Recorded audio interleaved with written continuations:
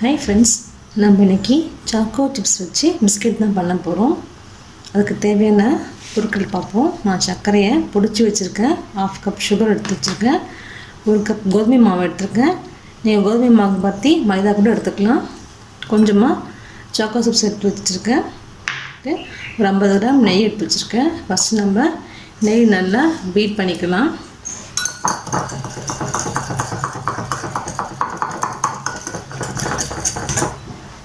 பாருங்கள், இப்போ நம்ம சர்க்கரையை ஆட் பண்ணிப்போம். நல்லா நம்ம இதையும் நல்லா கலந்துக்கலாம்.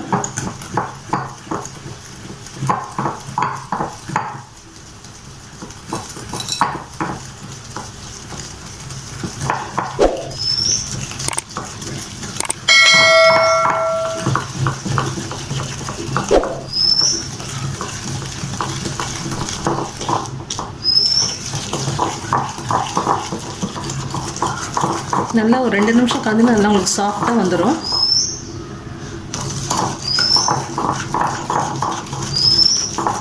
கொஞ்சமாக உப்பு ஆட் பண்ணிப்போம்.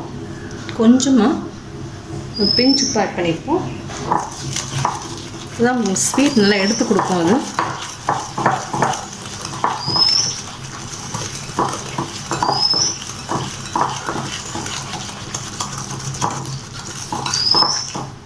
பாருங்க, நல்லா சாஃப்டாக வந்துடுச்சு.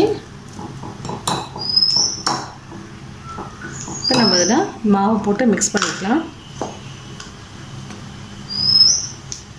கோதுமை வேணும்னா மைதா கூட போட்டுக்கலாம்.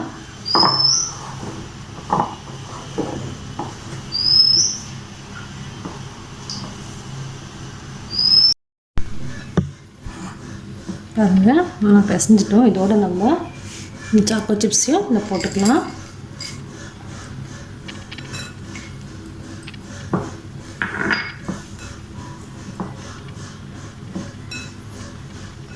நல்லா சாஃப்ட் டஃப்பாக இதை உருட்டி எடுத்துக்கலாம்.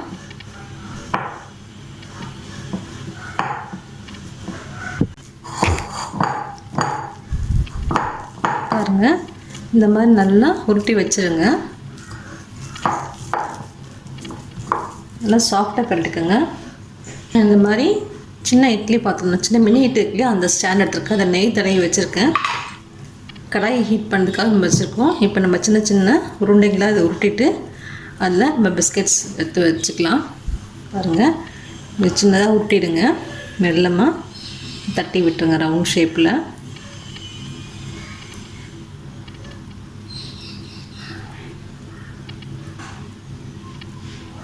இது மாதிரி இந்த திக்னஸ்க்கு தட்டிக்கோங்க. பாருங்கள்,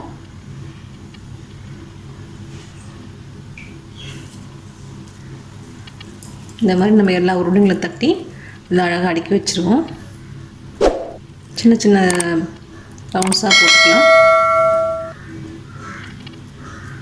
பாருங்கள், இந்த திக்கு போட்டுக்கோங்க.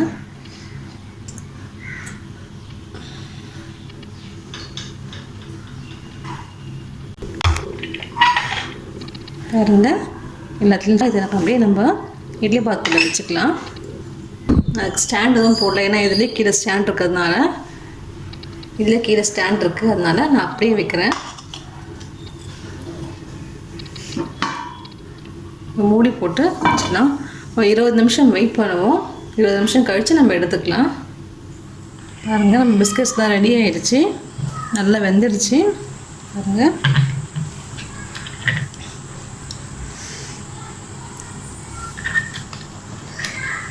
எடுத்து ஒரு பிளேட்டுக்கு மாற்றிக்கலாம். நம்மளோட சாக்கோ சிப்ஸ் பிஸ்கெட்ஸ்லாம் ரெடி ஆகிடுச்சு. ரொம்ப ஈஸி தான். நீங்கள் செஞ்சு பாருங்கள். உங்கள் கமெண்ட்ஸ் சொல்லுங்கள். தேங்க்யூ.